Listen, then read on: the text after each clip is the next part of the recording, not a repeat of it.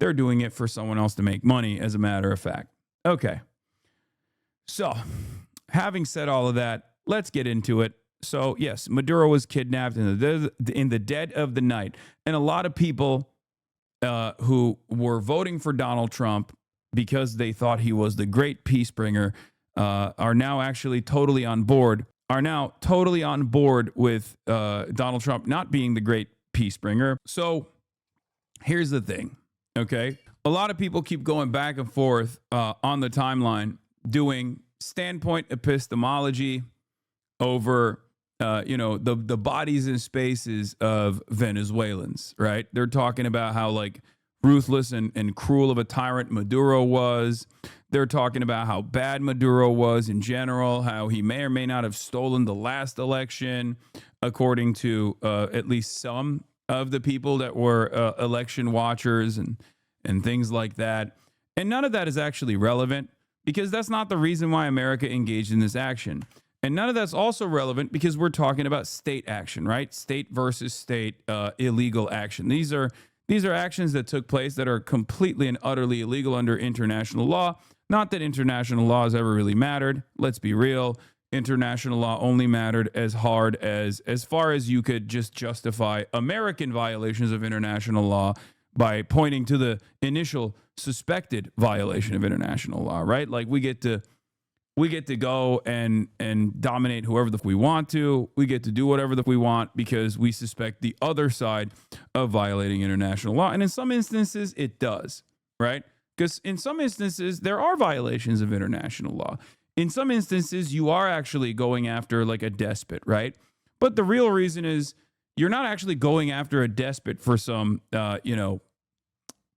international police perspective, right? If there was a concept of international police, I believe they would probably go after America first, right? Because we are the ones who violate all the international laws, because we are the ones who wrote it, and we are the ones who actually utilize it in this incredibly cynical fashion.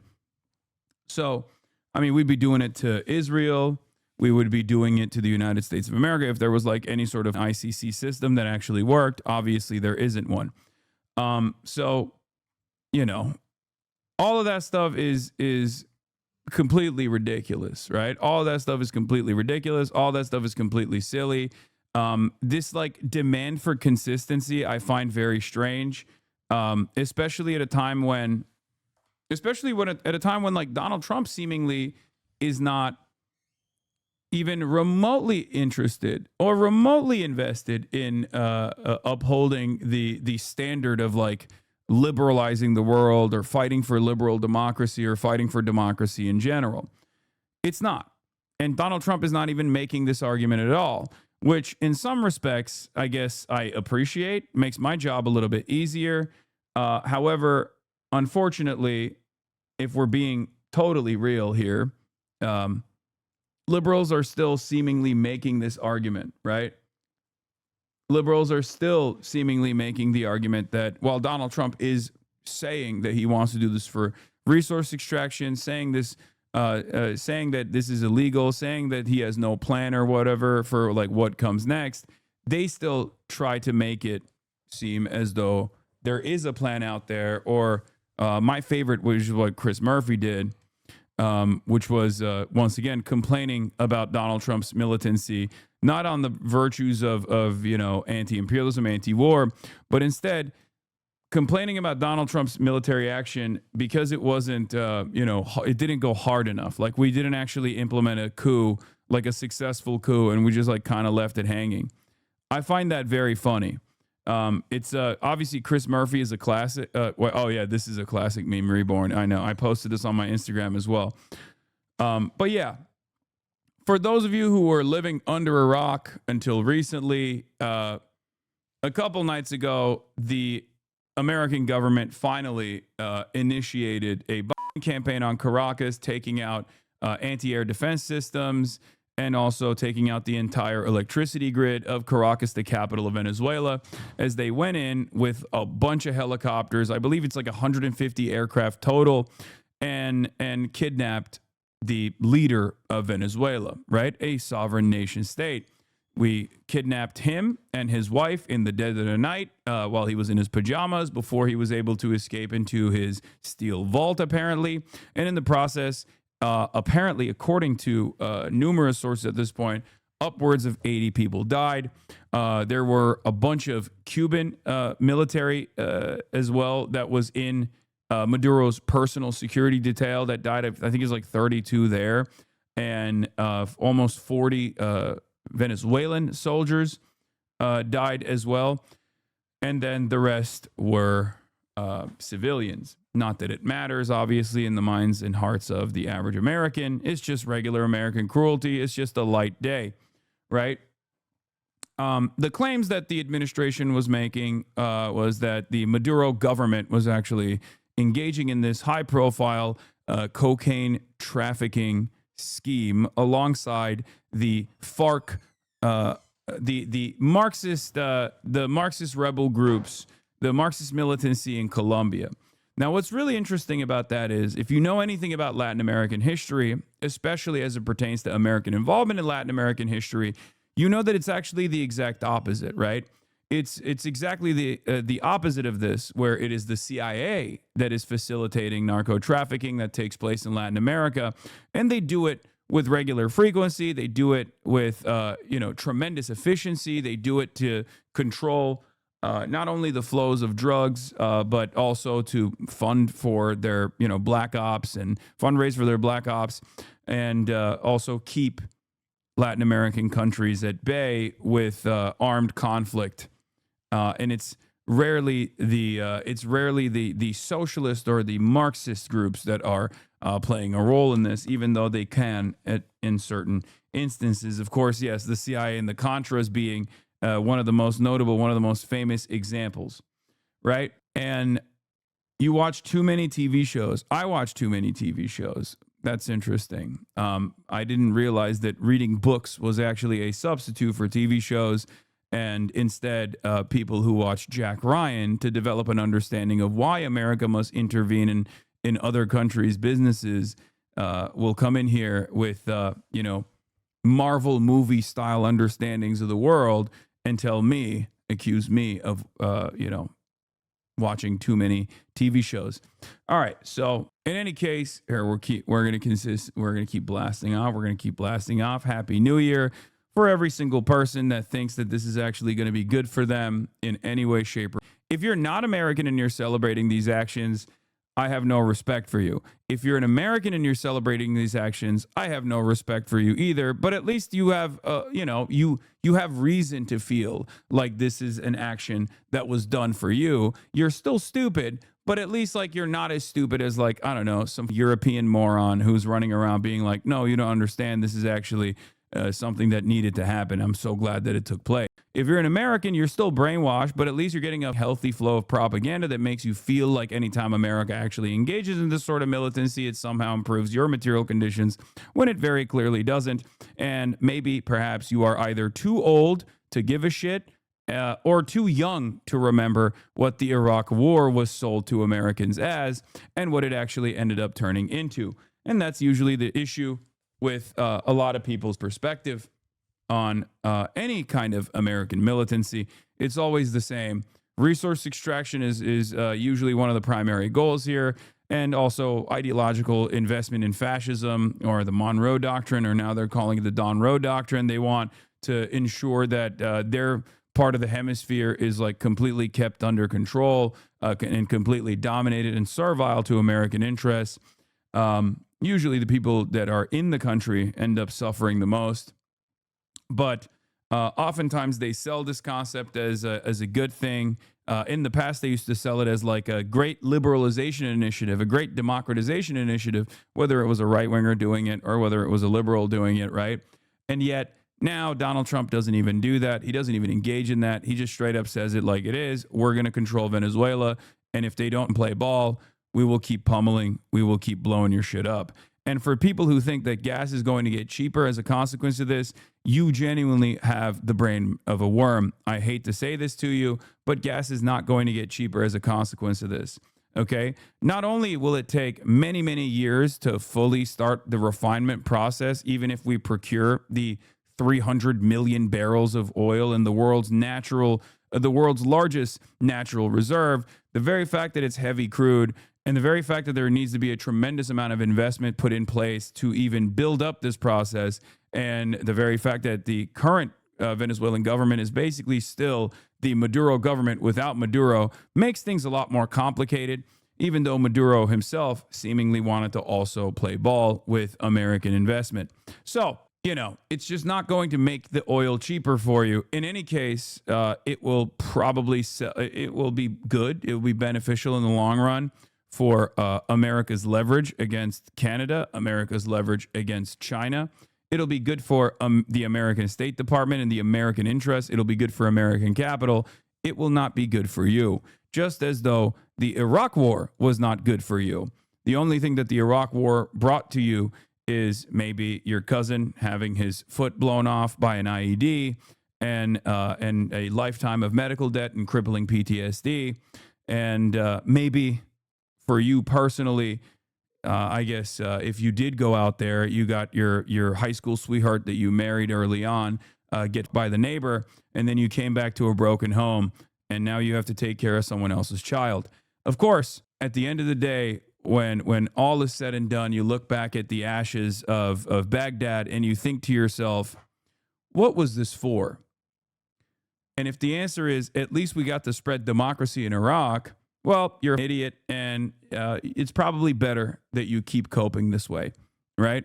But ultimately, your government hates you, and they're not exactly hiding that reality any longer, and yet you still hope that the government actually is doing this for you, because otherwise you would realize that the government is not doing this for you at all. They're doing it for someone else. They're doing it for someone else to make money, as a matter of fact. Okay. So, having said all of that, let's get into it. So, yes, Maduro was kidnapped in the dead of the night. And a lot of people who were voting for Donald Trump because they thought he was the great peace bringer are now actually totally on board with Donald Trump not being the great peace bringer. As a matter of fact, Donald Trump in his first term so far, in the first, year of his administration, which, remember, it hasn't ended yet because it started on January 20th and there's 15 more days for his first year to end, has bombed 7 different countries. Okay? This is a new record. Direct bombing campaigns in 7 different countries. Fantastic. We're not even fully through the first year.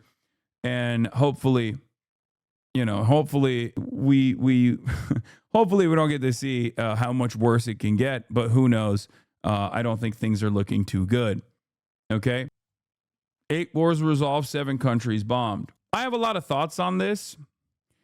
Obviously, I have a lot of opinions on this. And before we get to like all the dumb fucks that are obviously flip-flopping on their positions, as we expected they would, because they cannot be consistent, because they've never actually cared about a single goddamn thing beyond clicks or beyond their own personal careers. We'll get into the details. Is there, the Macy's, do you have a playlist here? And I'll get started on it. Everyone took the day off. Full simmer on this. Oh, thank you, Gizmo. But here it is. And also, the liberals have expectedly been unimaginably disappointing in their coverage over this.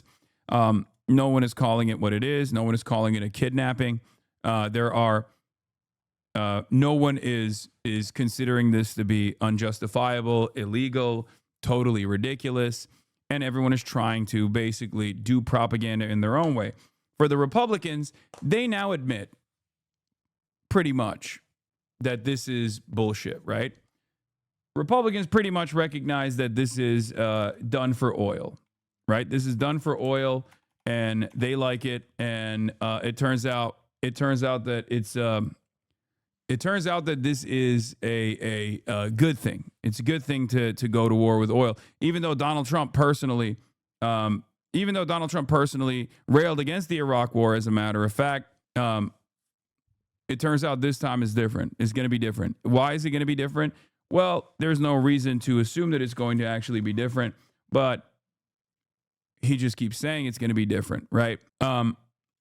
So Republicans have taken on that position. It's awesome. We're going to get free oil because they're fucking stupid. They have incredibly, incredibly low IQs. They have the brain of worms, right? So obviously, whatever the Trump administration is saying, they jump into, right? BS, I've heard plenty of liberals call it a kidnapping. Now, if you're talking about members of Congress, then I agree with you. Yes, I'm not talking about regular liberals, chatter. When I talk about libs, I'm not talking about the average person. The average person, I think, especially a lifelong Democratic Party voter, is far more radical than the actual Democratic Party politician at this point. So, no, when I say liberals, I'm talking about the liberal politicians. Although some of them have collectively railed against the action on its illegality, they've actually talked about how this is a misdirection.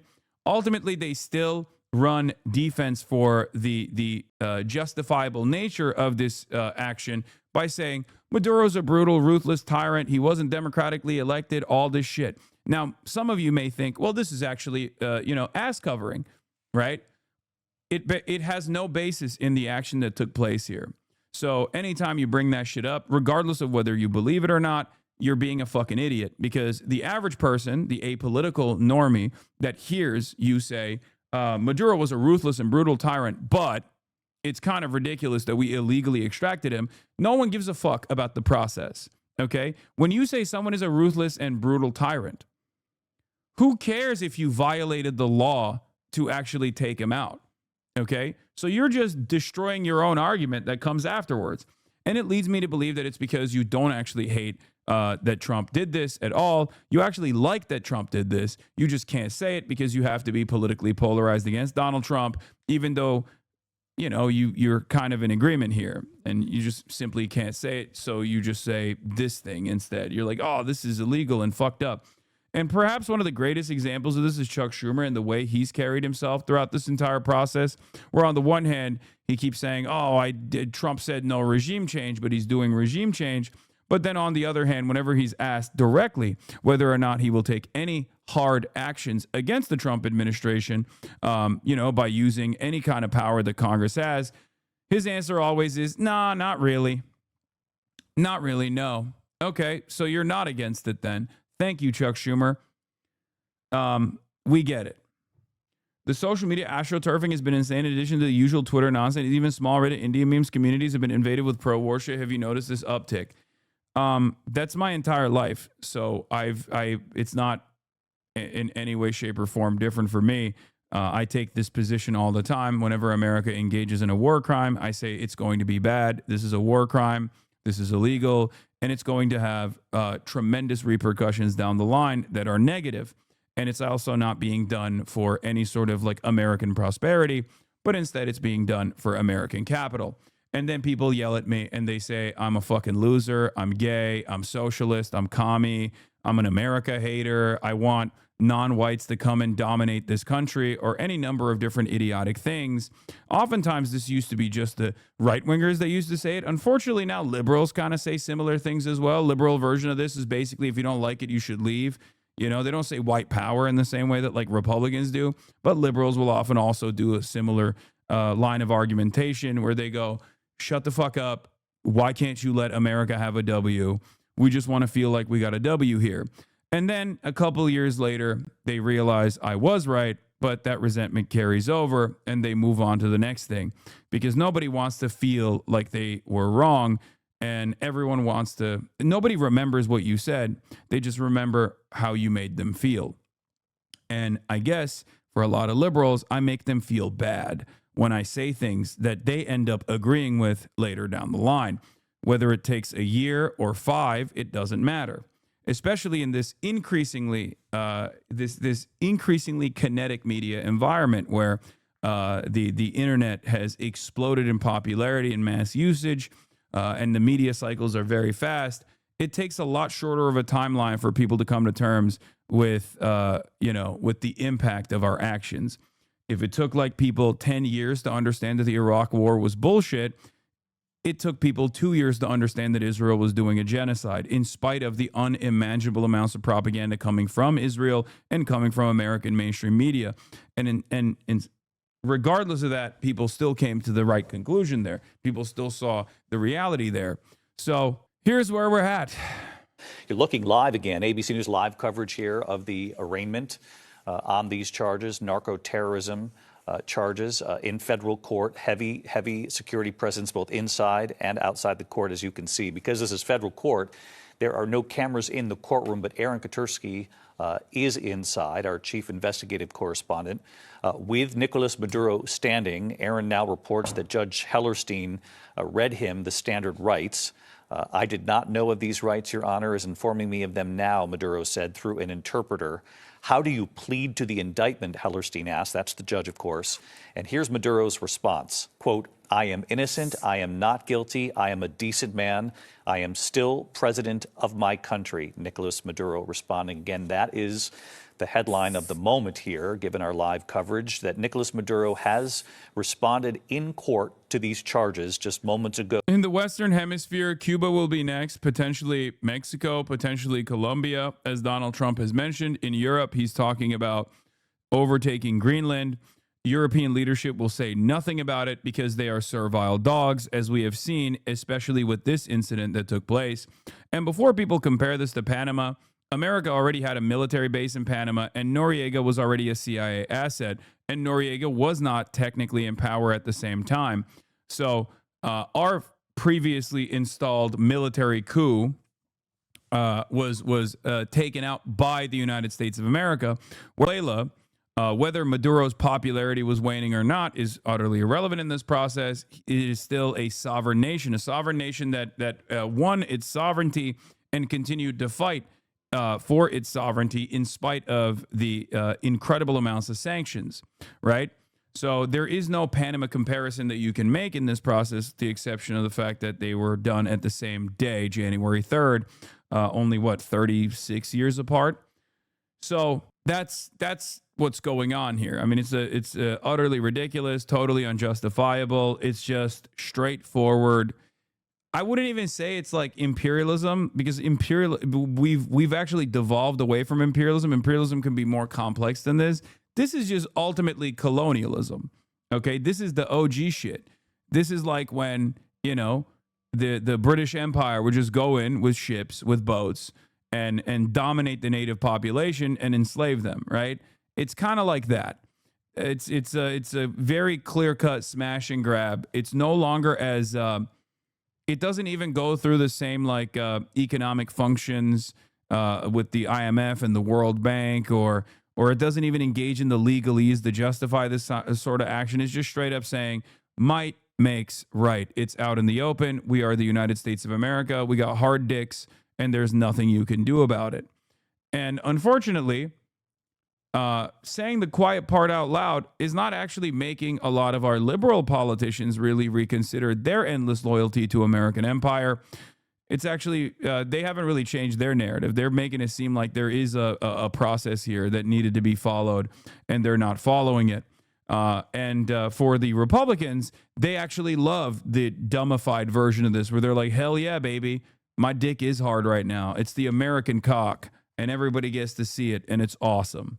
And yeah, this is, I don't know if this is like a hog that says this, or if it's a liberal that says this. There's a lot of this stuff. It's like, oh, well, it's a standpoint theory that we're doing. Venezuelans are doing a bodies and spaces. They're actually happy with the fall of the regime. Not that it fucking matters, because there were plenty of Iraqi people that were happy with the fall of Saddam. And whenever someone actually follows up and tries to say, would you depose of Netanyahu? I ask them this question. Did Maduro do a genocide in broad daylight with American supervision, with American guns, with American weapons, or did he do a genocide at all? If the answer is no, then obviously these are different things, right? The question is, would you actually agree to do this to Adolf Hitler? And the answer would be yes. Okay. Would you do this to Maduro? The answer is fucking no. Because obviously Maduro and Benjamin Netanyahu are nowhere near on the same fucking playing field as far as brutality, ruthlessness, as far as the number of people that were killed. Okay. So once again, even Milosevic is less evil than Netanyahu, and he deserved it. Great. Except Milosevic, just like Netanyahu, also had the intent and the actions to commit a genocide. Notice how the two people that you've brought up that I actually agree with actually conducted a genocide, whereas this person didn't. Just because someone is a very bad person doesn't mean that this is how you can operate, okay? As a matter of fact, on that same playing field, the reality of the matter is American presidents have been far worse. And the only thing that's actually holding back the rest of the world from doing this to us is the fact that we have 800 plus known military bases and possibly 2,000 plus military bases in general all around the world. So that's the only reason. If we're like, so don't look for any sort of consistency, okay? Don't look for any sort of the consistency. Don't look for any sort of like moral, even moral playing field here. It's incredibly stupid, and you're being ridiculous when you try to maintain a consistent position as you are defending America's ridiculous illegal action. Right? I don't really understand what causes people to try and entertain this notion. We already know that it's inconsistent. We already know what your position is. Your position is if America does it, then it's good. If anybody else does anything even remotely similar, then it's bad. Right? That's it. That's your position. And we know that that's your position. So I don't know why the fuck you try to make it seem like it's anything but that. I don't understand it at all.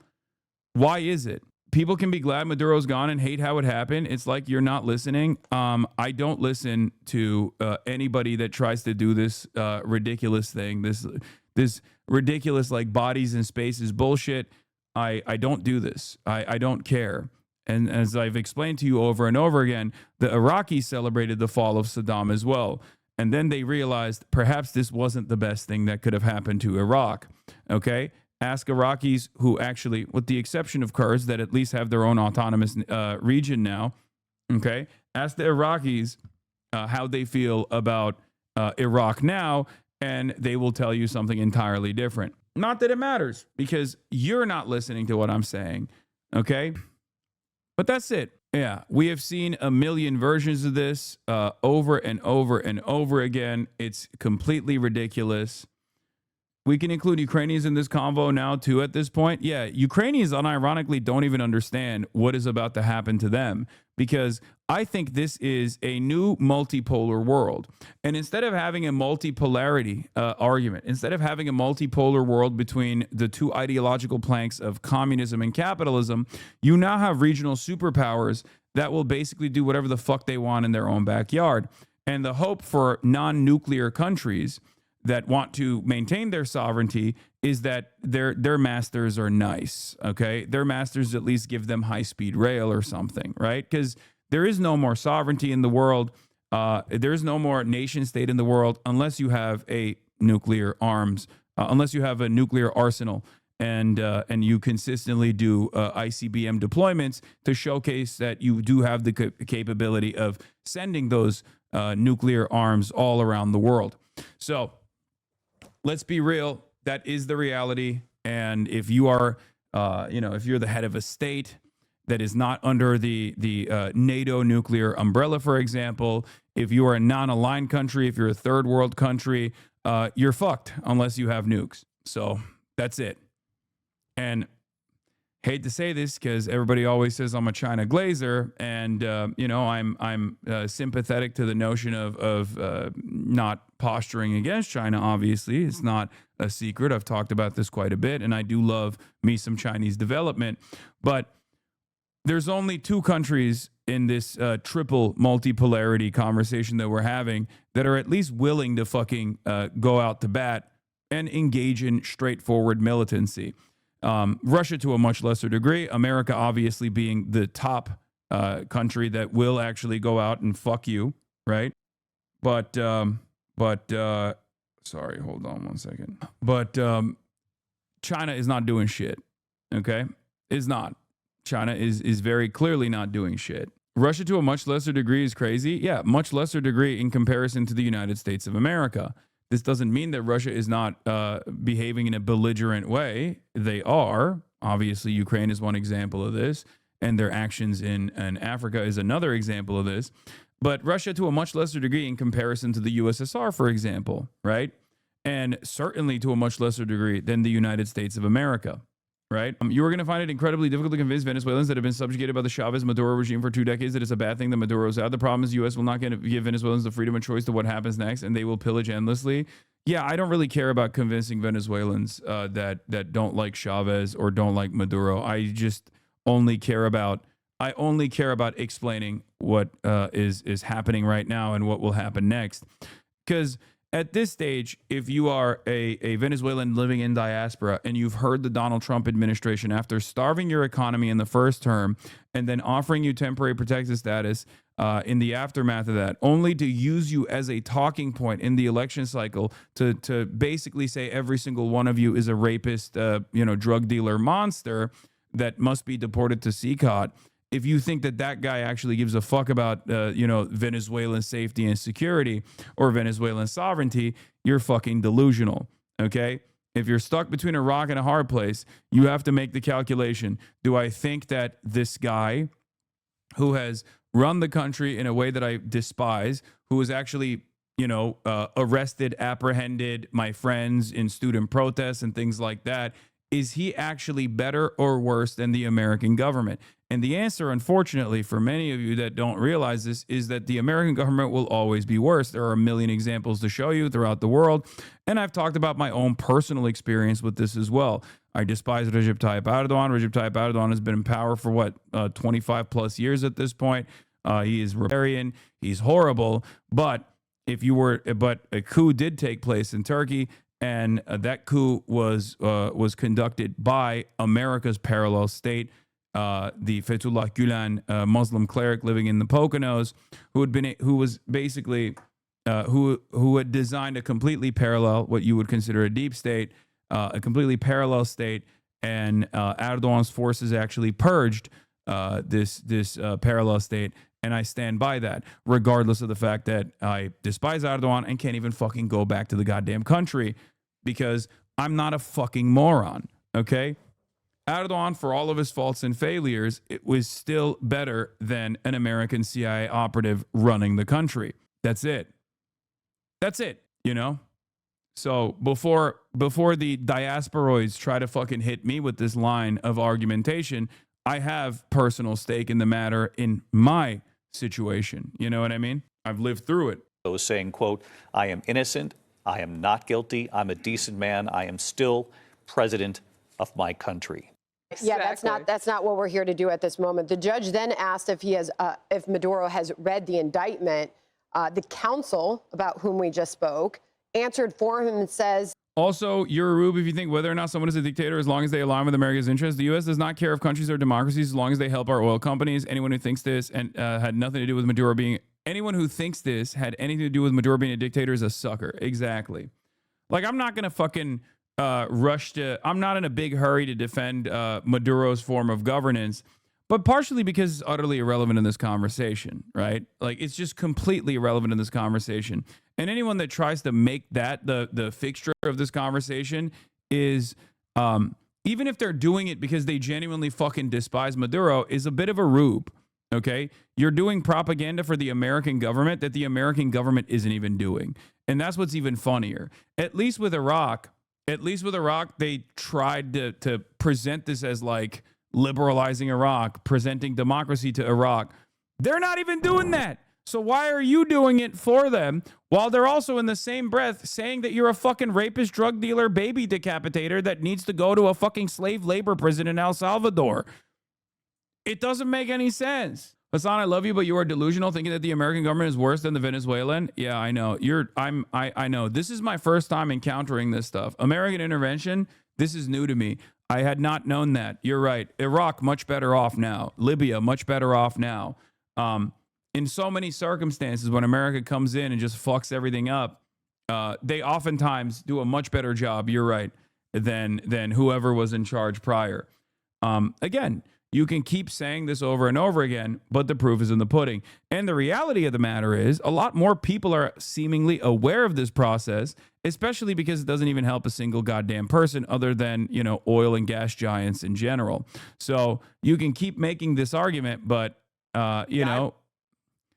I'm kind of shocked about this backlash, which will change for the record. I think like initially before before the actual military action in Venezuela, before the invasion, the bombing campaign, and the kidnapping of Maduro, obviously Americans were totally against it, right?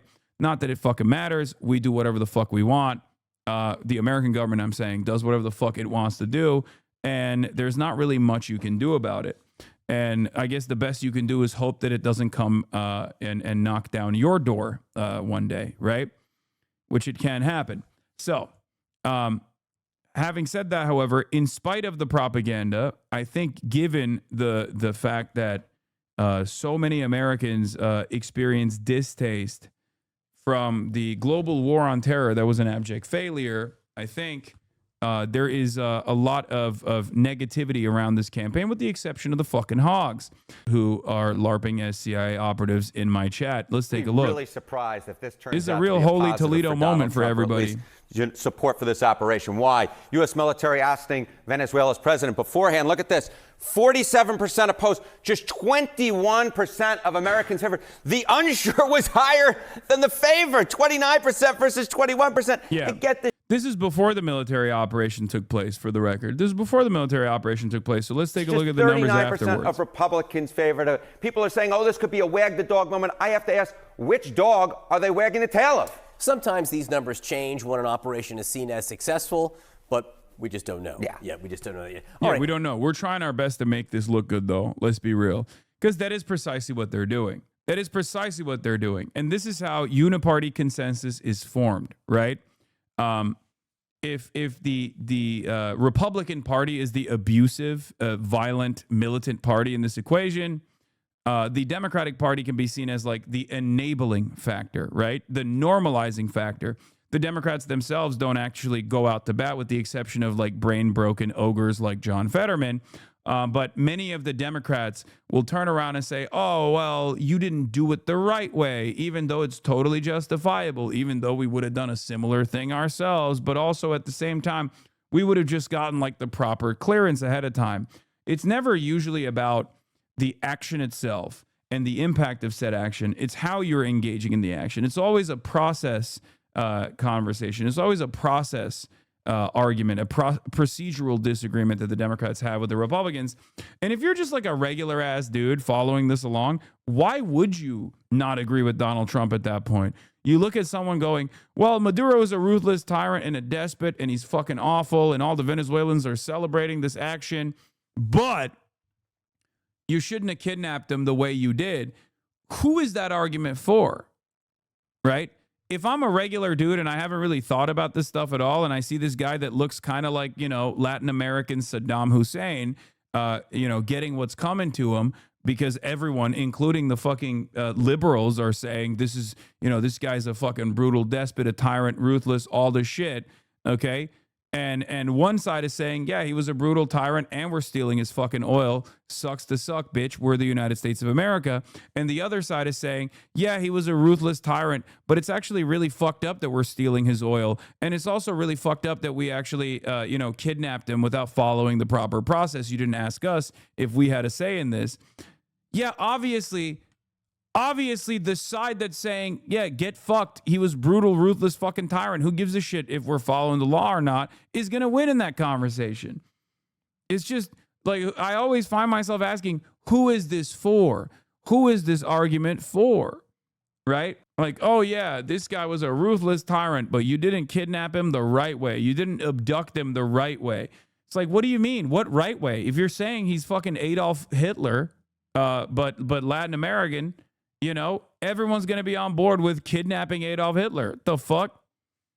How interested have people been since this news broke Saturday morning? Yeah, one of the reasons why I don't think this, wagging of the tail will actually work out is because folks' interest in this story has very much been going, adios amigos, goodbye. I mean, just take a look here.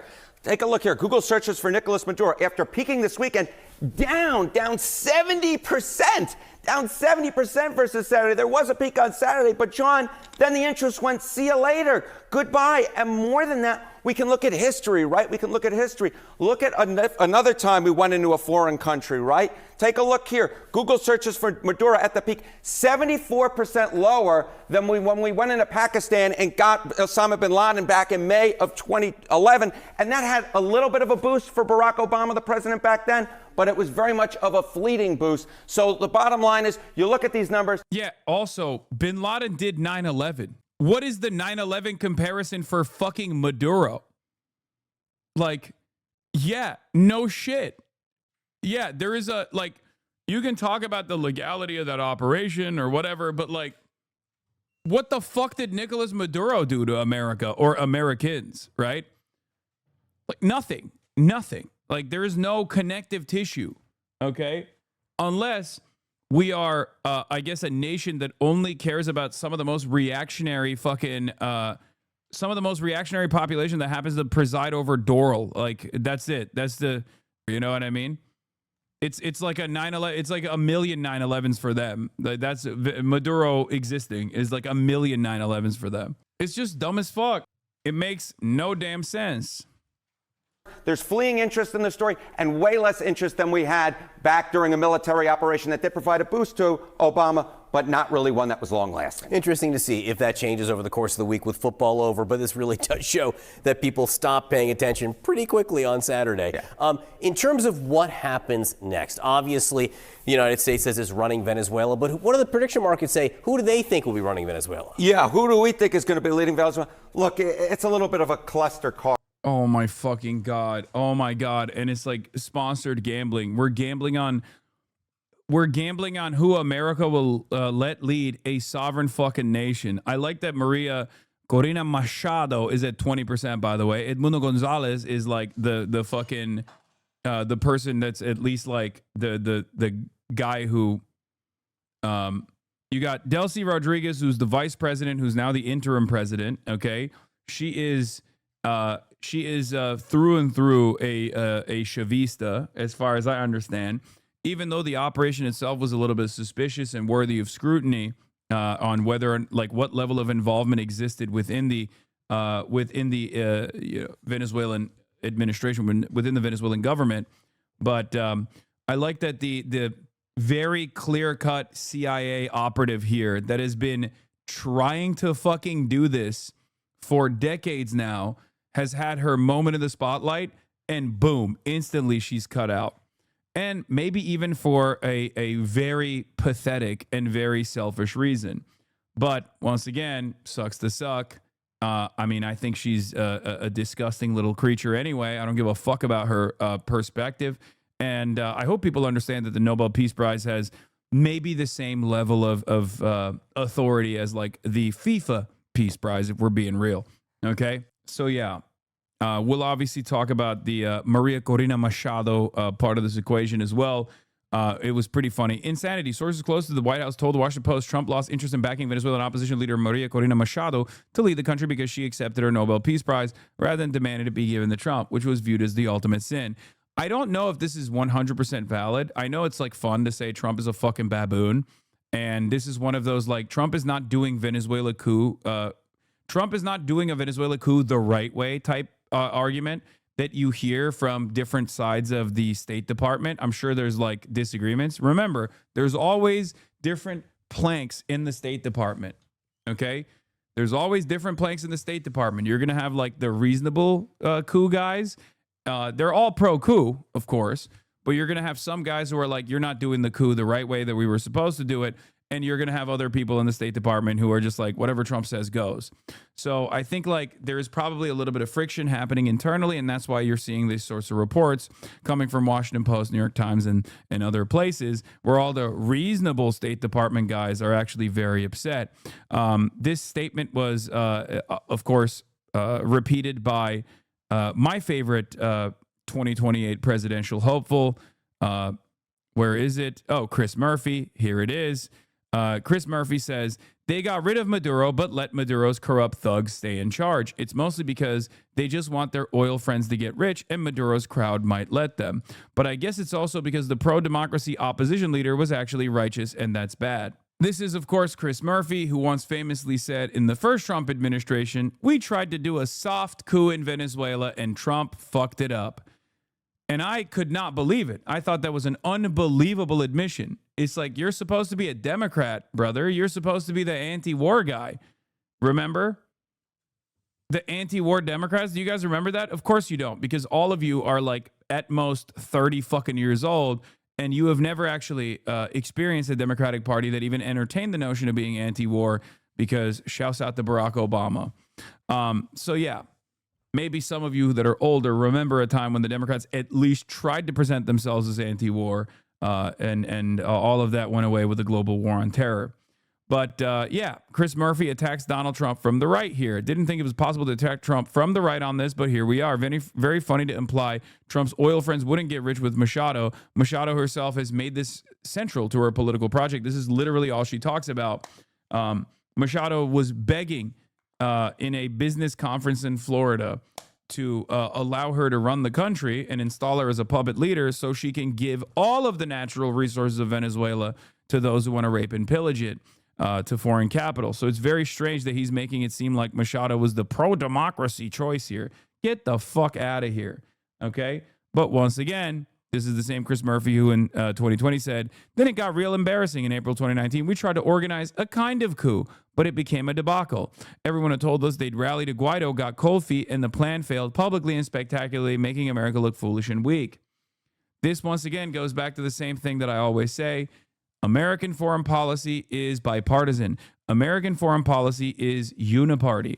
Okay? That's it. That's it. It's uniparty with very little distinction between one party over the other. Okay? So yeah. Juan Guaido Twitch says, I respect Chris Murphy. I can't believe the real legitimate leader of Venezuela is in my chat right now. I cannot believe it. We've long asked the question, where's Juan Guaido? And maybe many of you thought that this was a joke. Well, it turns out he's here. He's in my Twitch chat saying he respects Chris Murphy. Aren't you considering the Venezuelans and Miami's feelings? M. Machado High? Machado. Yeah. I'm not considering anybody's opinions or feelings on this. It's always funny when people are like, why don't you listen to this? Why don't you listen to the fucking victims? It's like, dude, what are you talking about? I'm telling you what is happening, and I'm telling you what's going to happen. Do you think that like the Venezuelan perspective even matters a little bit? And it sucks because I said this exact same thing during Ukraine. And a lot of people were like, why don't you care about the average Ukrainian? Because I was like, because this is America, okay? America does not care about the perspectives of the average Ukrainian. Now, it's taken a couple years, but I think a lot of Ukrainians now realize that turns out maybe America doesn't give a fuck about the feelings of the average Ukrainian whenever they're making decisions. And it's not even like totally a Trump versus a Democrat thing either. Let's be real. America, as a government, doesn't even give a shit about Americans and their feelings. Why would they ever care about foreigners, dude? Are you fucking kidding me? Like, the American government won't even allow, despite being the wealthiest nation on the planet, won't even allow its own citizens to have free health care. And there are foreign nationals in my chat talking about, why don't you care about our feelings? Why won't you care about the feelings of foreign nationals? I'm talking about American action. I'm talking about American imperialism. You think your fucking feelings play a role in this equation? My feelings don't even play a role in this equation, and I'm a fucking American. I pay so much in fucking taxes, and the government still doesn't give a shit about what I have to say. Okay? Stop with this delusion. Stop with this fucking delusion. The best you can possibly do is gum up the works to the best of your ability and continue protesting and continue making it as difficult as possible. Okay? For the administration to do this without any scrutiny whatsoever. God damn. The irony is we are thinking about that because we discussed how much American meddling creates fail states. Yes. The funniest part is the Iranian idiots in LA asking, Persian idiots in LA asking for Trump to do it to Iran. Dumb fucks. I know. And that's coming too. As long as you continue to actively admit you don't give a fuck about us Venezuelans, then so be it. At least you admit it, harsh and heartless as it is. Brother, it's a little bit of that fucking hard to swallow pill I think that people need to hear in the same way that Trump does. You know what I mean? I do actually unironically care about the safety and security of Venezuelans, by the way. I do. That's why I'm arguing against intervention of this sort. I want Venezuelans to have a sovereign country. I want Venezuela and the Venezuelan economy to be rid of unjustifiable sanctions. I want Venezuela to be able to develop. I want Venezuela to be able to have democracy. Okay? But if you think that it's going to come at gunpoint with American empire led by a person who openly fucking says that their ultimate desires here is not who actually controls Venezuela or what kind of repression that they do in at the behest of controlling Venezuela, okay? No, Americans will make this worse. That's obvious. Okay, glad that you understand, okay? My argument is that if you're going to come in here and tell me that I'm wrong about this, I'm just going to keep presenting a million different examples where this has taken place and it hasn't been good for the people that live there, okay? This is a problem us Venezuelans should have to figure out ourselves. Exactly. Well, that's my point. You see, that's what I believe. That's what I am advocating for, okay? But when you justify American intervention in any way, shape, or form in that situation, you're not advocating for that. And at which point I tell you, it doesn't matter what your perspective is. Do you see what I mean? And we can talk about like how we got here if you want. You know, we can talk about how we got here, which once again also plays a big role in you know, what America was doing too. That's literally what he said he believes in. Did you just realize that? Fuck yeah, you tell him. Yeah, I know people, when I say harsh words, okay? When I say harsh words, people get very frustrated by it. They go, how dare you say those harsh words? But I think the faster people realize that American intervention is not going to be helpful for you, and any kind of justification around like, oh, well, you know, Maduro is a despot or whatever the fuck, or, you know, Maduro arrested or shot student protesters, or any number of different things that you're presenting here is just being used as a justification for why America is doing this kind of action. So all you're left in that situation is just hurt feelings.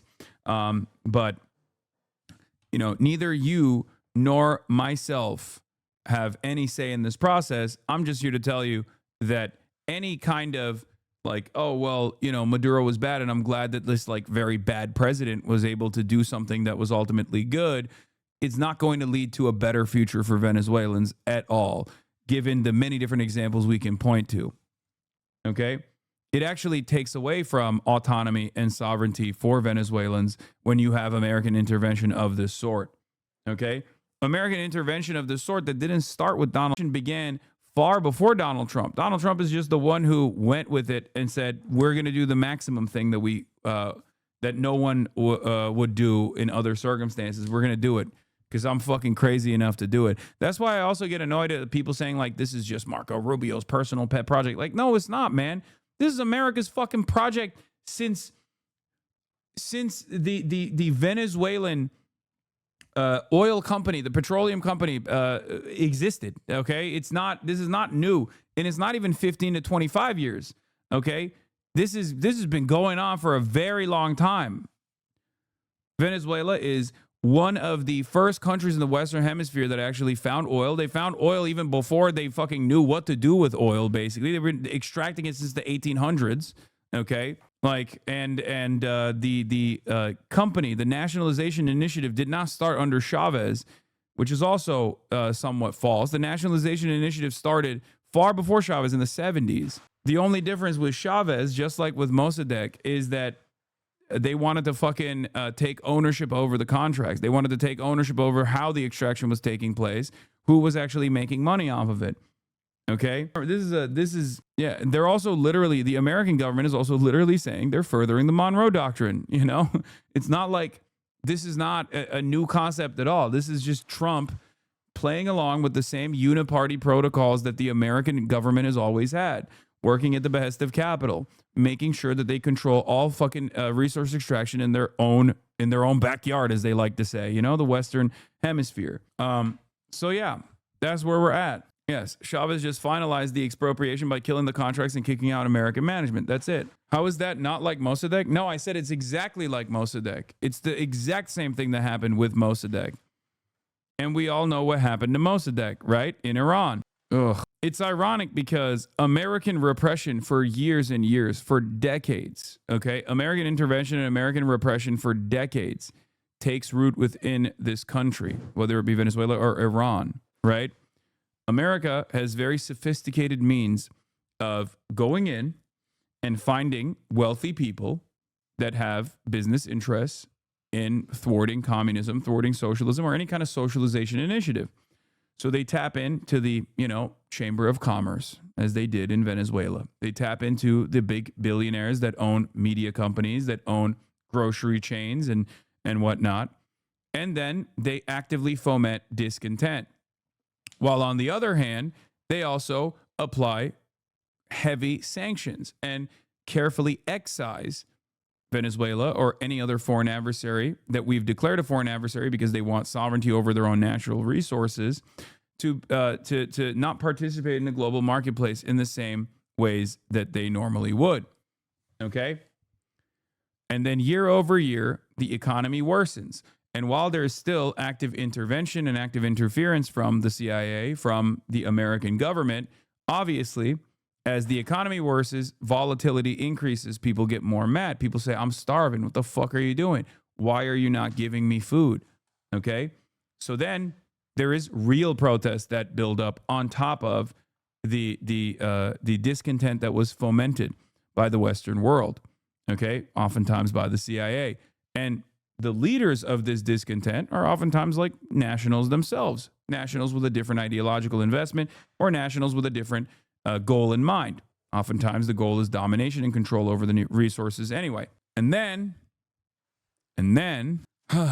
what takes place is tremendous amounts of protests and a government that is much less powerful than the most powerful government on the planet, the leader of the hegemonic superpower here, the United States of America, ends up engaging in incredible amounts of cruelty and repression because they have this is not a justification for these actions. This is just analysis, okay? I'm not saying this is good. I'm just trying to explain to you how it works. That's how it's worked in America as well. During times of war, we invent new methods of cruelty, even if it's not a hot war, but a cold one. Red Scare propaganda, McCarthyist trials, and blacklisting people and even imprisoning them took place in both of the instances of the Red Scare trials historically in the United States of America. Why? Because we were fighting against communism, right? So America's done this as well. Other countries also do it with regular frequency. That's why I also constantly say you will see how much America cares about free speech when America's power in the global stage is waning and other superpowers get to try and influence the American government. You'll see. You'll see how much free speech we have. We've already shown that we don't give a fuck about free speech during the student protest movements that took place in this country under the Democratic leadership, and then also certainly under Donald Trump as well. So, as I was saying, state repression begins, or state repression greatly increases, and that state repression ends up fomenting even more real discontent, even more militancy, as a matter of fact. And the more militancy there is, the more discontent there is, the more state repression there is. So even if someone comes into power with great hopes and dreams, if someone came into power thinking like, oh yeah, I'm just going to continue the Chavista improvements, and we're going to learn from the lessons of the previous Chavez rulership, you ultimately drop all of that because you are trying to maintain stability and trying to maintain sovereignty, fighting against one of the most powerful forces on the planet. And that's how that is how the state repression and state cruelty increases and grows. Okay? There's outside forces that you are constantly fighting against, and those outside forces have a really good way of creating forces inside of the country. both by way of sanctions and crippling the economy, which Trump openly stated he wanted to make the economy scream. And then also simultaneously, actively creating discontent amongst the populations pushed by the United States of America. And then we turn around and we use that discontent as a reason for why we must intervene in Venezuelan affairs. We use that discontent as an argument to why we must destroy the Venezuelan government. We must destroy the Venezuelan population. We must steal their natural resources. Now, of course, what's interesting is this administration is not even doing that. They're doing this instead. And yet there are still liberals I see all over the timeline going, listen to Venezuelan voices, listen to Venezuelan voices, listen to Venezuelan voices. They're so happy. They're so happy. They're celebrating this. And that is the reason why I say I don't care, and neither does the fucking American government. So you are just doing propaganda for this administration that keeps saying, we don't give a fuck about the Venezuelan voices at all. We're just here to steal the oil. We're just here to steal the oil, the natural resources, and dominate our own hemisphere. Okay? I don't know if you're telling that to yourself or you're telling that to others, or you're just saying it because you want to feel good about this action, even though all signs point to this being bad. But ultimately, it has no basis on this commentary. It has no basis in my analysis. As I've said time and time again, I didn't listen to the Iraqi voices when they were celebrating the fall of Saddam and the American intervention. I didn't listen to the Libyan voices against Gaddafi, because at the end of the day, those voices don't matter. And the evidence of their voices not mattering is exactly what we've done to Afghanistan, Iraq, Libya. The only time there is a successful example of development is Vietnam, when after 20 years of protracted struggle, the Vietnamese population is actually able to liberate itself from the throes of American control and American dominance. And look at Vietnam now, okay? You're saying this in the most autistic way possible. You're trying to say what they feel doesn't matter because their feelings and interests won't be considered by the American state. Not that you don't personally care about them as people.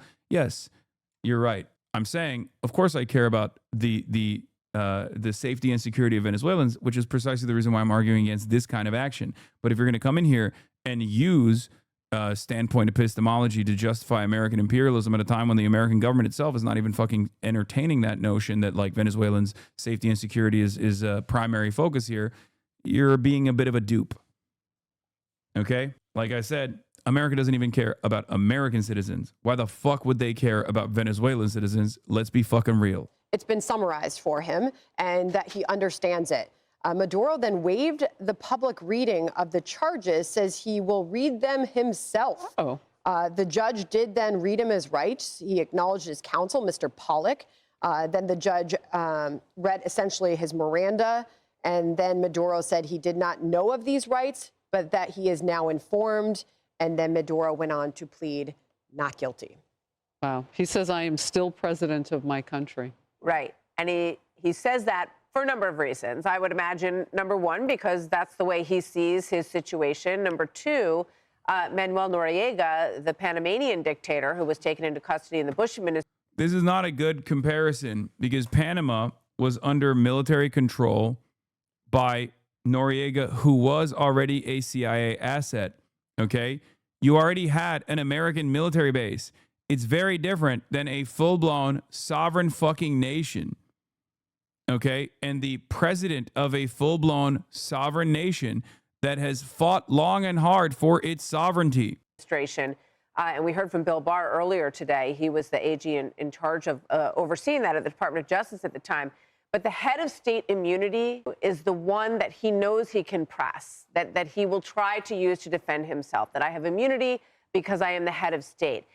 It did not work for Noriega in that trial back in Panama, and he was indicted on very similar drug charges, drug trafficking charges. The other thing that I would mention is, just in terms of venue, as Emily pointed out, it could have been anywhere. I think some people would have argued that Florida was a good venue for this particular case. It is in New York. It falls under the U.S. Attorney Jay Clayton in the Southern District of New York in this case, and they have a lot of experience with this, but it is unlikely to go to trial for a very long time. And one of the issues, it will have a very long process, is what I'm hearing from former federal officials. And So he is likely to sit in jail for quite some time. That's a fascinating detail, how long he sits in jail. And that cartel of the Sons, De La Solis, you've got those members, you've got Tren de Aragua, you've got others. Those people are going to try to continue to do business. And that's just fresh intelligence on the ground for who will be there, the United States. And so it gets more complicated day by day, I would imagine. But that is such an interesting point of how long he'll sit there. I was trying to find his age, because that matters too, right? The longer he sits there, maybe that changes things for him. Yeah, I mean, I think he's been in power for 17 years. And we can look up his age. I'm not exactly sure, but it is, you know, he's not recognized. 50 countries do not recognize him as the legitimate leader of this country, including the EU. So this is we just heard about this from Michael Waltz at the United Nations. So this is a very, there's a lot of consensus on this. Did you just discover? Yeah, I found it, and maybe because I'm getting older, but 63 doesn't seem that old to me. Yeah, I would put him around there. You know, and he's a tall man with a big. Well, apparently he was towering over his counsel. Yeah. So yeah. Just want to point out too, his wife now has counsel as well.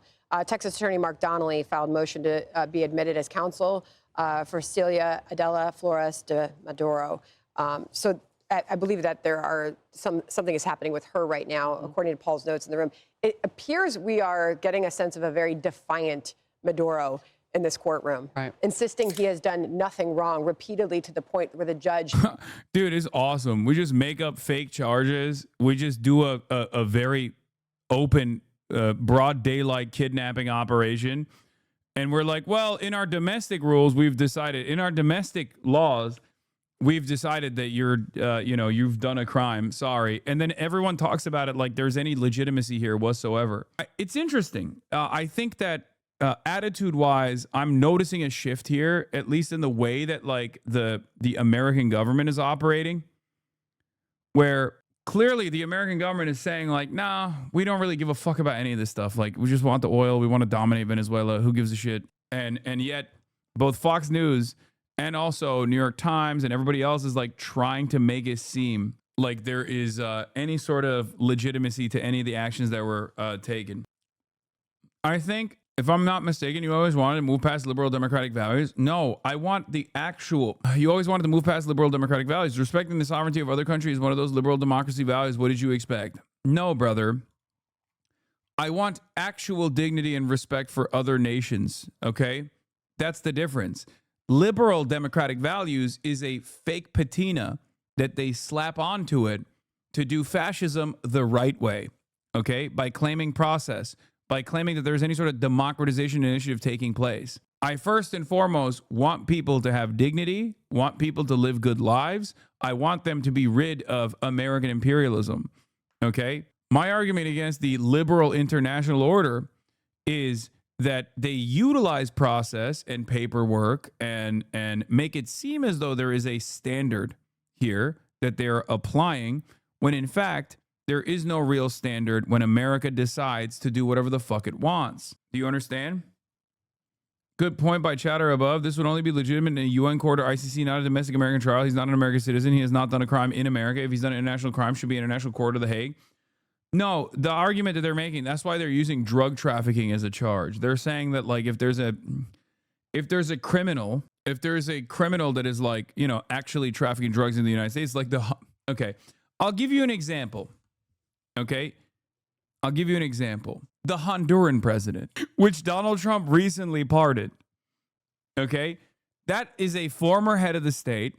Okay, and during during his tenure, he participated in cocaine trafficking into the United States of America. His name is Juan Orlando Hernandez, and he actually did that shit, right? And then there was an active court case. There was an investigation. They found him guilty, right? And he went to prison. And then Trump pardoned him. In that situation, there is like valid reason, valid suspicion, a real investigation that took place. And then last but not least, he wasn't even, if I'm not mistaken, he wasn't even fucking captured as the president. Like that dude was literally doing the narco trafficking, right? So there is a validity to arresting and apprehending foreign nationals if they are genuinely found to be guilty of harming American citizens. Like, I mean, that's the same principle behind like Osama bin Laden, right? Like Honduras extradited him, right? We did the proper protocols in that situation. Okay. This is not this is not anything. We just decided we can just make up a crime.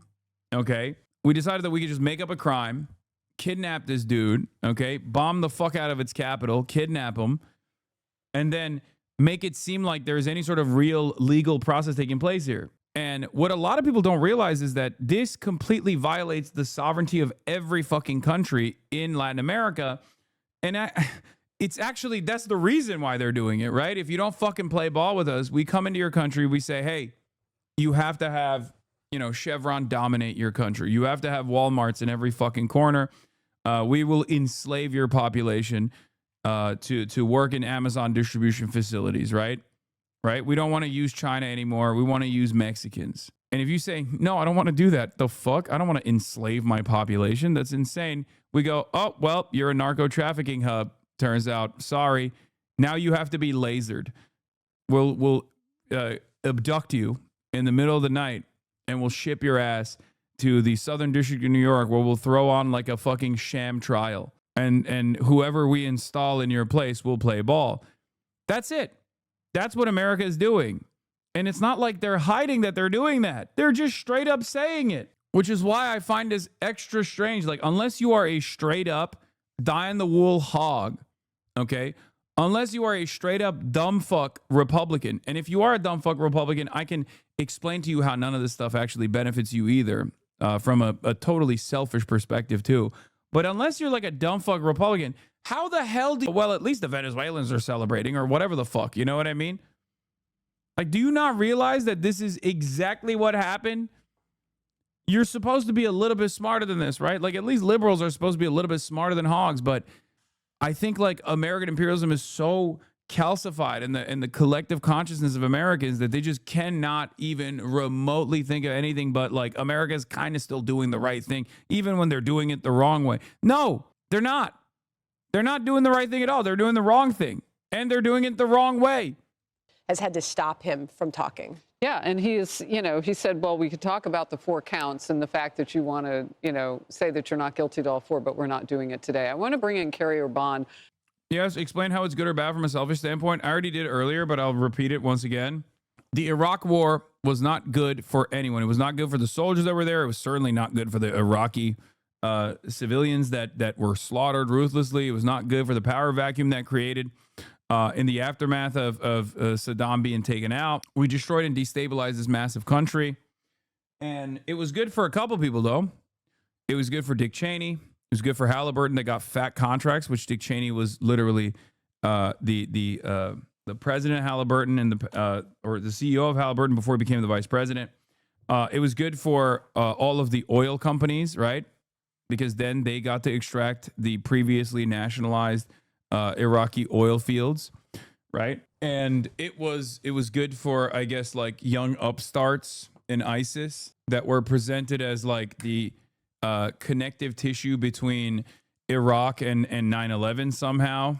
So it was good for them. They got a lot of play. Thank you. They got a lot of play off of this. It was good for Blackwater, right? Which had a steady flow of new veterans that they could just hire that were looking to get back into the action. It was good for Israel that got to topple and destabilize a regional actor that, could potentially invite harm or keep Israel in check. But it wasn't good for the average American, right? And I think a lot of people understand that.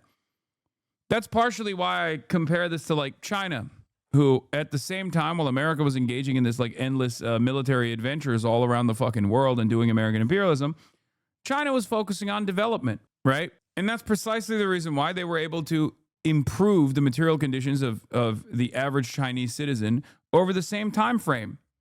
Okay? That's it. Because none of this stuff is good for you. It's not good for you at all. You might think it's good for you. You're like, well, at least the price of oil is low. It's like, okay, well, keeps increasing, right? And it seems like everything else is not pegged to the dollar, the oil, or the price of an oil barrel anymore. Anyway, with all the corporate consolidation that has taken place, so it wasn't good for anybody. It wasn't good for the people who were celebrating the toppling of Saddam in Iraq, and it certainly wasn't good for the average American either. So that's it. This is precisely why the platitude of war is pointless, and supposed anti-war movies like Garland's Warfare is so soulless. They strip the war of the context and pretend it's enlightened. Whereas war is immensely beneficial for a small group of people, and ignoring the context hides that. Yes, war is always good. And wars are not meant to be won. Wars are just meant to continue in the backdrop. Okay? And that's precisely what has happened with American war. There are always people making money in a war. It's just you're not making any of that money. And also, before people say, okay, if we had like some kind of real military Keynesianism, or if we had like real robust social democracy, would that justify all the fucking endless extraction of natural resources from around the globe? Fuck no. I'm just saying that we don't even dignify the American labor aristocracy with the benefits of the imperial super profits. So if you are a selfish American who thinks you are going to benefit from this, at least for the time being, I'm gonna tell you right now, you're not benefiting shit. But that's a second conversation that must take place later down the line, even if we get there, right? What is this?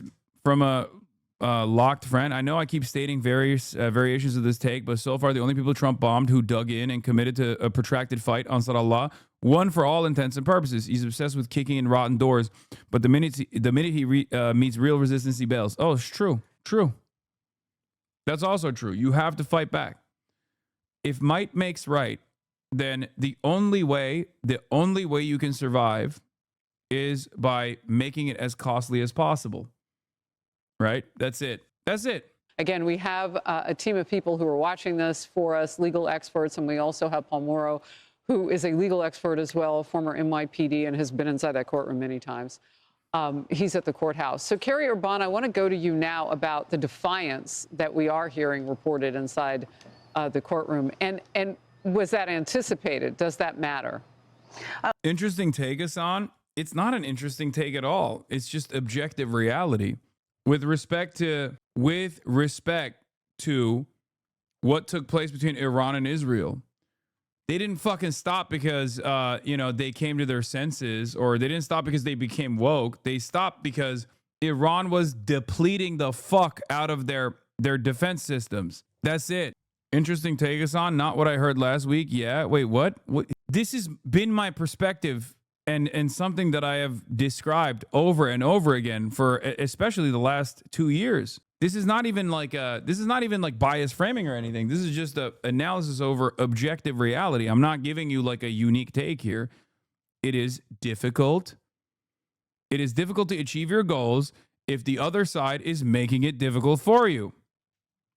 Oh, yeah. So the fact that he's wearing a black shirt on top of his orange jumpsuit, that's defiance in a T-shirt, right? It's symbolizing control. It's saying, look, yes. You're using so many words to say he's got aura. I'm doing what I want to do still, and I'm in charge. But look, his wife, and since we're talking about ages, she's 69, and she is about to be arraigned. She's no shrinking violet. She was the head of Venezuela's Congress, what's Congress for them. She was Attorney General, and there are some serious allegations against her in this indictment. So how did America become the richest nation then? The fuck you talking about? Neocolonialism, the fuck I know is not as fruitful as it used to, but it's still, stocks are doing great. Don't BS and say it wasn't good for America. BS, it kept industries involved there. Mad America better. Maybe not as good to negate the worsening material conditions due to capitalism, but in general, it's good. The fuck? Oh my God. Okay, third worldists, you're right. The war you must be waging is with the American proletariat, the labor aristocracy. Okay, yes. Let's not in the heart of empire. Me. Okay, I shouldn't be trying to educate other Americans to snap out of this fucking reality. You're right. I should be telling every single person. I should be actually. Maybe even with fisticuffs, my Amazon delivery driver, okay, when he shows up at my doorstep, because he also is participating in the labor aristocracy, in the extraction of imperial super profits. Thank you. Thank you for your incredible adept analysis here. You actually fucking figured it out. You dialed in. You figured it out. This is the most appropriate way that I should be conducting myself, okay? It's another, like, Maoist third worldists, in an effort to find like moral consistency, unironically basically turn into fucking like anarchists and shit libs somehow. I don't know how, I don't know why. They just like lose sight of how to communicate with people. They lose sight of all of that, and they just become fucking weirdos. It's also wrong. Like, what the argument you're making is that like a regular dude that fucking works at Starbucks gets a 401k, and therefore they're also participating in the imperial super profits because their fucking 401k is going to look better when the market's doing better? Is that unironically the argument that you're presenting here? Jesus Christ, dude. What an insane fucking statement. We make jokes about people who think they have an ownership stake in the stock market all the fucking time. Why would you think this is any different? Yes, Americans have been duped into believing that they also play a formative role. Like, they also get benefits from all of this shit. They don't. The only benefit they get is that they're not literally staring on the other side of the fucking barrel of the gun. That's it. That's the only benefit that the average American worker gets, okay? Is that you are at least not under the boot, okay? In some instances, you're wearing the boot as a servant of empire, but you're not under the boot, and that's it. Like, broadly, if we're talking about the American population, yes, your biggest benefit is that you don't live in the country that is being destroyed, dominated, used and abused, raped and pillaged. That's it. That's it. That's the biggest fucking benefit you get. And it's a tremendous benefit if you are under the boot, right? If you're sitting under the boot and you're looking at Americans living in the fucking heart of empire, you're like, oh my God, like these guys are living large. It's true. But I too am also living in the heart of empire. And my goal here is to try and educate people on what we do, what empire does, why it does the things that it does, and how it doesn't actually fucking end up benefiting people at all. Including the fact that she attended a meeting where she accepted hundreds of thousands of dollars in bribes to broker a meeting between a large-scale drug trafficker and, wait for it, the director of Venezuela's National Anti-Drug Office. Yes, they actually have one, apparently. Her nephews were recorded, presumably to DEA sources, and they said that they were, quote, at war. Come on, man. You can't say that the benefit is not the whole point or pose it as negligible. Brother, I'm not a fucking Filipino Maoist, okay? I'm an American citizen living in the United States of America. Shut the fuck up. Jesus Christ. I'm not talking to people that are already, I'm not talking to the fucking Iraqi family member who lost his family to American imperialism. I'm talking to a person who probably did the imperialism, who probably has a fucking cousin that went and did that shit to make them realize what this looks like, okay? Shut the fuck up. Many of you are also like that. You're just LARPing. Many of you are not actually living under the crushing boot of American empire. You just read too many fucking books, and now you LARP as though you are living under the crushing boot of American empire, or you are at least a morally consistent, intellectually honest diasporoid yourself, okay? Jesus Christ. God damn, every fucking conversation, even when I'm in the process of making an anti-imperialist argument, motherfuckers have to argue with me on the aesthetics of the anti-imperialist argument. They're like, oh, you need to just like talk about how every American soldier is a terrorist that needs to be shot and killed. Why aren't you doing that? I don't know, because I'm not fucking insane, okay? Shut the fuck up. With the United States. And that's very helpful language, I think, for the government's case as they bring that, for sure. And those were her nephews. But interestingly, they indicated in this meeting that they were seeking to raise $20 million in drug proceeds to support a campaign by Celia for her re-election campaign. I think you underestimate your role outside the U.S. You try to redeem Americans. All right, good luck. I hope I'm wrong and you can do it. But you're also awakening many people throughout the world to the horrors that USA commit, and that matters too. No, this is the exact same fucking argument that we have whenever we talk about, like when I talk about transphobia, I'm not talking to trans people. They already experience transphobia, okay? They already know what that is. They live it every day. When I'm talking about, you know, anti-black, white supremacist racism, I'm not talking to black people. I'm talking to people who are in the margins, who might actually entertain that kind of ideal that I'm trying to pull off the fucking ledge here, okay? And when I'm talking about American imperialism, I'm talking to mostly Westerners, okay? Mostly Westerners. I'm not talking to the people who are victims of American imperialism. The fuck do you mean? You already know what that looks like, okay? Jesus Christ. Please stop. Why do you keep getting pissed at valid points? Because you want to know why? Because this argument is utterly unproductive and incredibly stupid, and it's just me getting one guy, maybe not one guy, but like 30 guy in this situation, and it makes us, because it is an infinitely easier argument to process if you just go, yeah, based, it's actually awesome. America's dicks are so fucking mighty. It's actually awesome. We're going to get free oil. I'm combating against much more powerful, nefarious forces here when I'm actually conducting myself a certain way. Okay. And many of you don't know this. Many of you might be morally correct in your position, but you're being fucking annoying. And it's impossible to actually penetrate people's collective consciousness when they've been duped into thinking that American empire is mighty and that's a good thing for them. When I got a bunch of fucking people chirping in my goddamn ear being a nuisance. Okay. Shut up. Shut up. Stop chirping. Or National Assembly when she was running that. So it's quite a family operation that has been using the Venezuelan government as a front for this international drug operation for many years now. So, you know, the most recent video that I remember where we saw anything coming from Maduro was in that moving car where he was saying, you know, come and get me, and, you know, he's not afraid of anything, that sort of thing. I'm paraphrasing. Some of it was salty.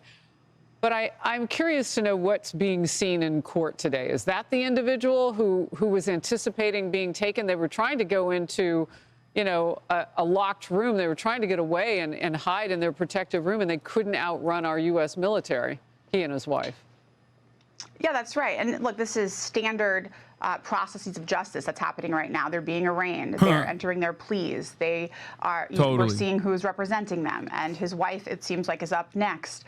The fact that that's the other part of this equation. Like, I don't even know the fuck has Maduro's wife got to do with any of this. Like, they're like, yeah, his children and his wife were also trafficking cocaine. Everyone was trafficking cocaine, actually. They were doing the cocaine. They were boofing it.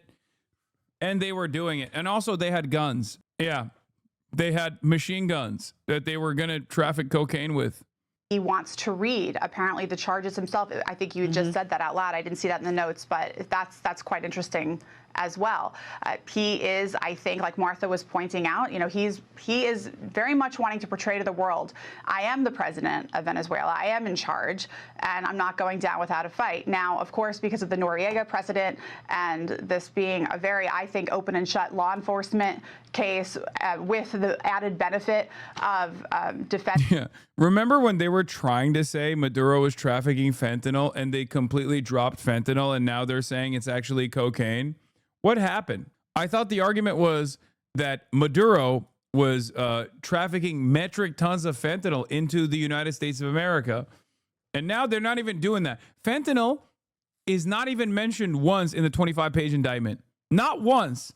What happened? I thought fentanyl was the great WMD. I thought Maduro was the one trafficking fentanyl. He loves trafficking fentanyl. This is like WMD that loves trafficking in the United States of America. They just dropped it. They're just like, it's cocaine, actually. This is from a national security perspective. I don't really think he has much of a shot, but this is going to take some time, and it'll be interesting to see how it all plays out. So it's interesting from our team, our producing team, and also Paul Morrow in the courthouse. The wife, Celia Flores, is dressed the same as Maduro. She confirms her identity. Her voice is weak or thin.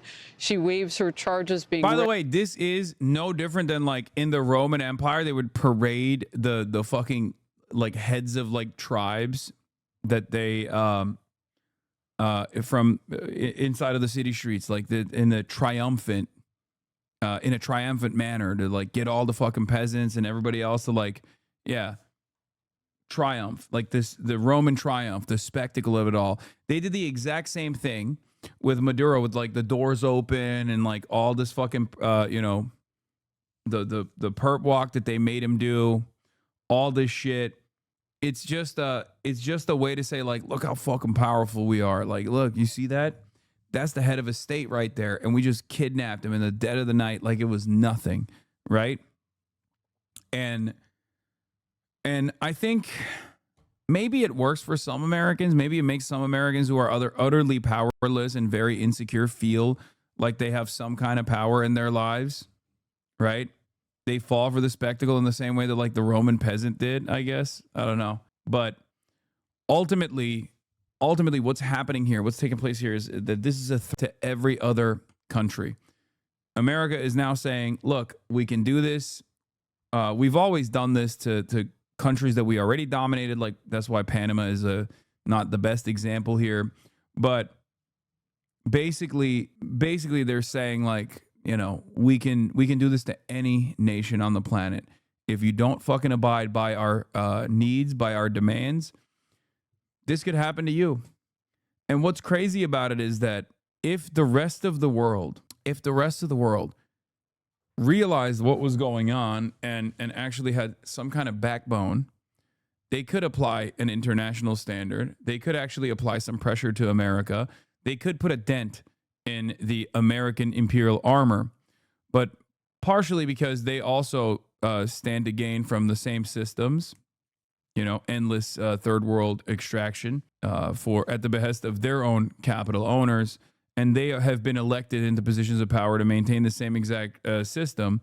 They just don't want to press America at all. And in the absence of the rest of the world coming together and uniting against America, no one's going to be able to do shit. Okay?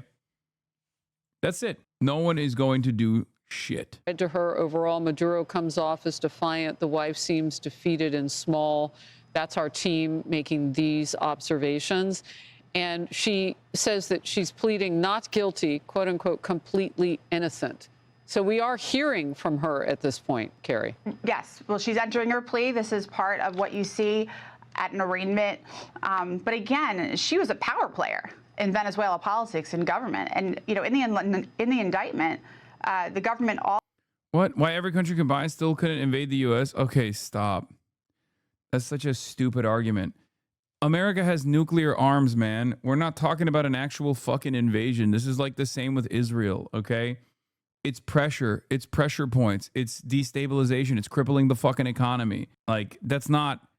America has nukes. We're not talking about fucking invading America.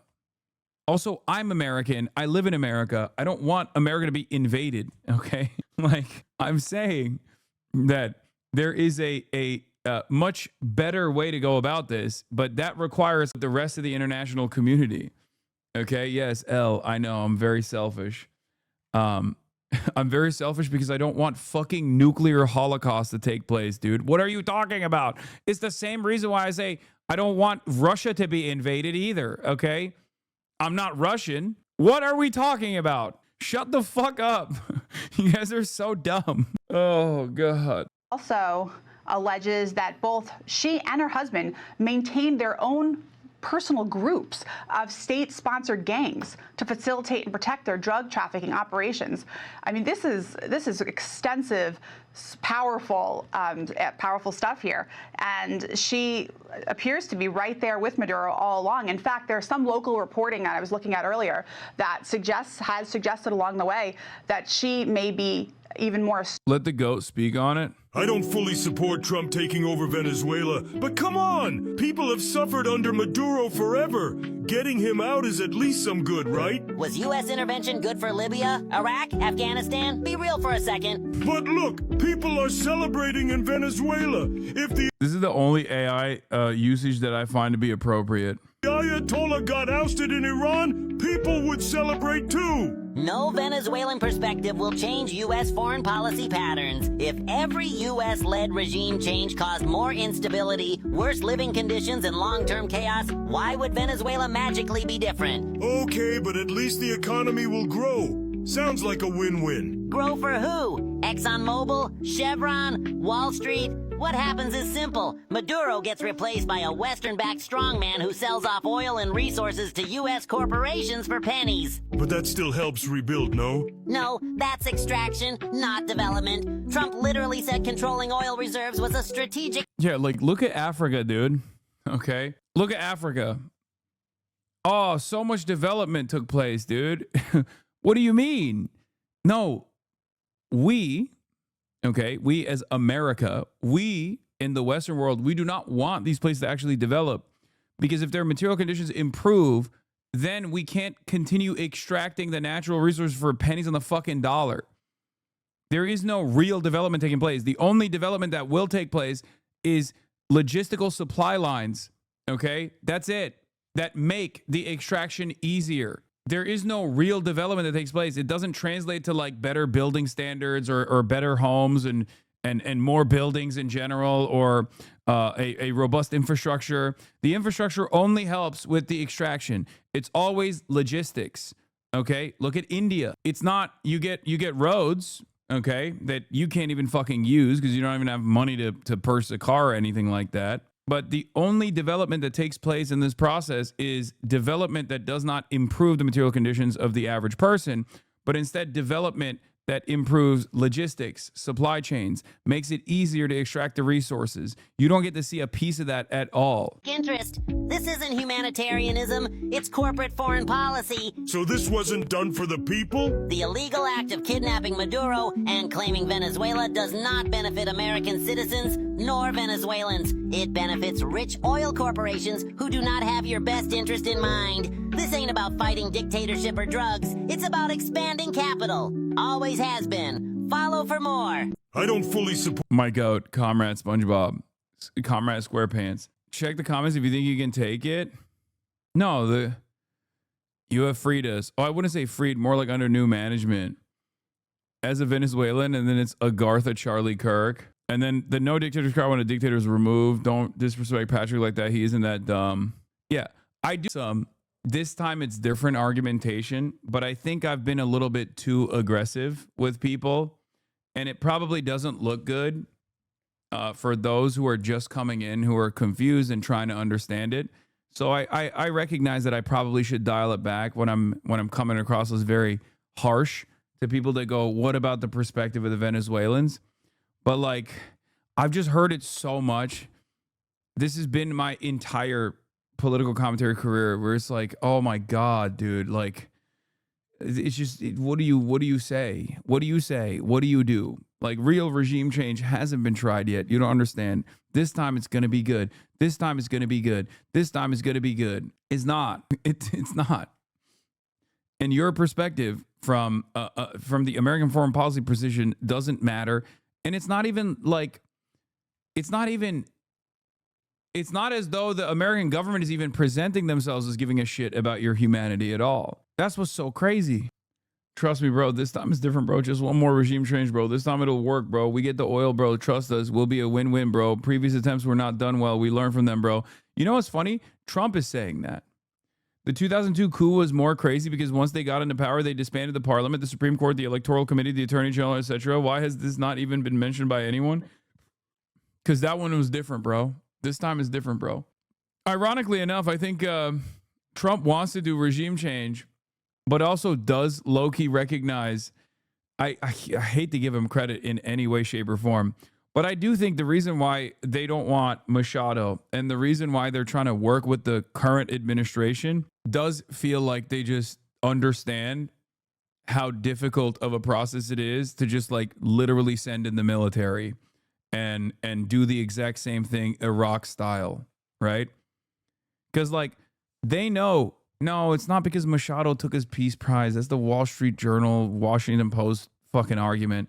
I don't believe that. I'm gonna be honest with you. I don't believe that that's one reason, right? I'm sure Trump is so fucking narcissistic that I'm sure that played a role in him.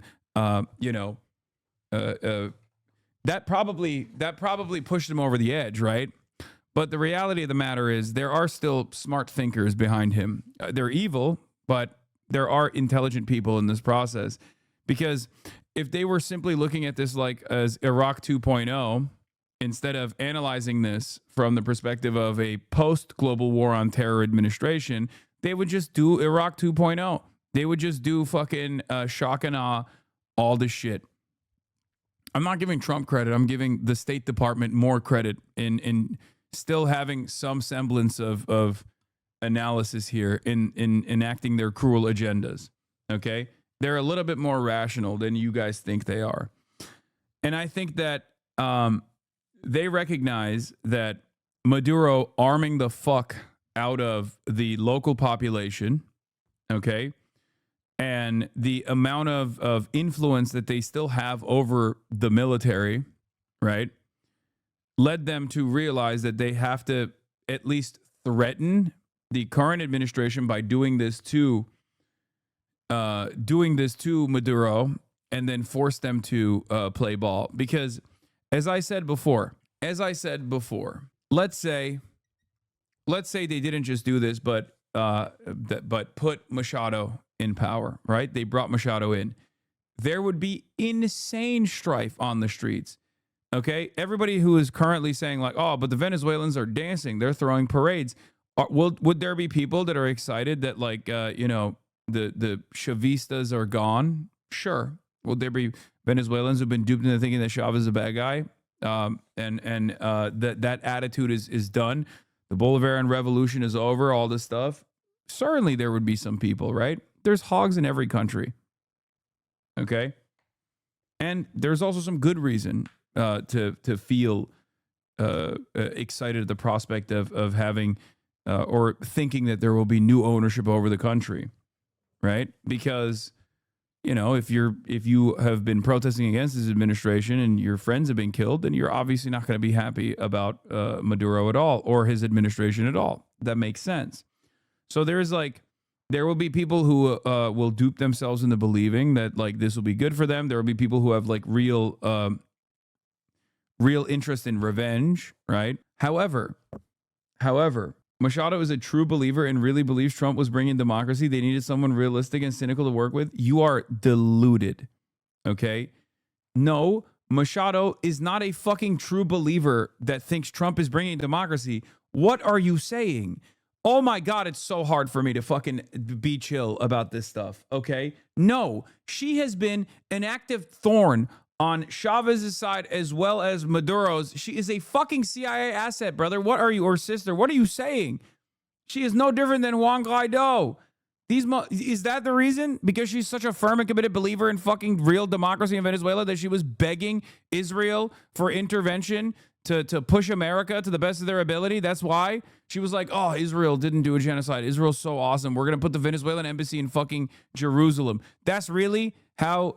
That is the number one concern, you think, for Venezuelans? The number one concern for Venezuelans, you think, is the privatization of all the oil extraction and also all the gold to sell off the Venezuelan coastline to like American hospitality? Is that what you think? Yeah, real believer in democracy. Come on, dude. She was demanding that they drop bombs over Caracas. It's ridiculous. Yeah, here she is with pro-democracy leader Bush. Unironically, a line of thoughts some Latin Americans believe. Yes, you have to remember, even kind-hearted people can be duped, kind of stuff. If propaganda didn't work, the American government would have spent billions of fucking dollars pumping every fucking airwave with this kind of narrative. Okay? That's it. It's so ridiculous.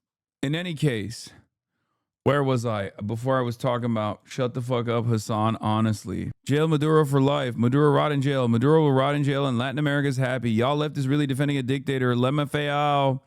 Venezuelans, I have been waiting for decades for this moment. Let's go.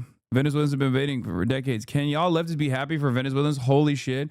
How much pain has Maduro caused to Venezuela? Enlighten me. Just be happy an asshole dictator is going to rot in jail. So you support the fatty dictator to stay in power? Shut the fuck up, Hasan, honestly. You're speaking out of your ass. We Latinos are happy the fatty is gone. I like that you're not even Venezuelan, by the way. Like he's like, no, we Latinos are happy. No, I'm going to unban this guy. I need to hear more from him. Okay? If you can comprehend how American hogs will look at this and go, nah, it's going to be fucking awesome for us. We're going to get free oil. Then you can understand why there would be, hogs in the global south as well that are just like primed into thinking like, no, you don't understand. American intervention is good. Venezuelans have been partying all day where I live. Okay, brother. It doesn't seem like you live in Caracas regardless. And yes, I know. Of course, Venezuelans that fucking escaped the country the Venezuelans that left Venezuela didn't like Maduro. Yes, I know. This is not new information to me. You know who was actually fucking celebrating the fall of Saddam and the invasion and intervention of the United States of America? Iraqis. There is a multitude of different reasons for why some people are celebrating this. There is also there are also, in the Spanish-speaking world, at least from what I've seen, there are people who are excited because they think they're going to ship the Venezuelans back to Venezuela now because they can't stand the fucking Venezuelans living in diaspora because of how fucking right-wing they are, it turns out. And there are literally people being like, no, okay, like, this is really fucked up, but at least, like, the right-wing Venezuelans with, like, Spanish citizenship who are constantly fucking yelling at our government will maybe go back to Venezuela. They won't! I'm letting you know, they will not. Okay, 2 different scenarios. Okay, you didn't respond to my question, but it's fine. True, I've seen a lot of people think this means they're going to send the Venezuelans out of America. Yeah, they're fucking stupid. That's not going to happen. Anyway, the point is, obviously, if this kind of fucking propaganda didn't work to dupe people, they wouldn't be doing it. But there's a reason why the American government has spent billions of fucking dollars, okay? Anyone that does not fucking play ball with American interest will get destroyed. Anyone that even calls into question America's ambitions when America is nakedly ambitious and openly stating their desire here, which is the extraction of natural resources and things like that, and complete domination, complete colonial subservience that they demand from the Venezuelan population, you will get yelled at too. It's awesome. Completely cut. Spain, Canada, Germany, as well as the UN Secretary General have all.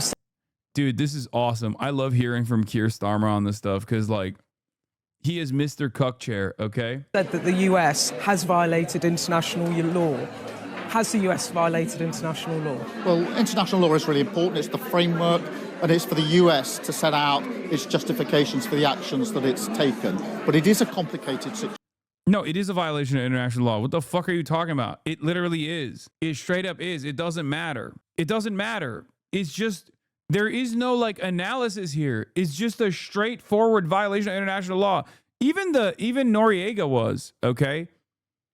Even America's, like, abduction and, deposition of Noriega was a violation of international law. Like, even Panama was. So whenever these guys try to fucking be like, well, I don't know about international law, like, come on, dude.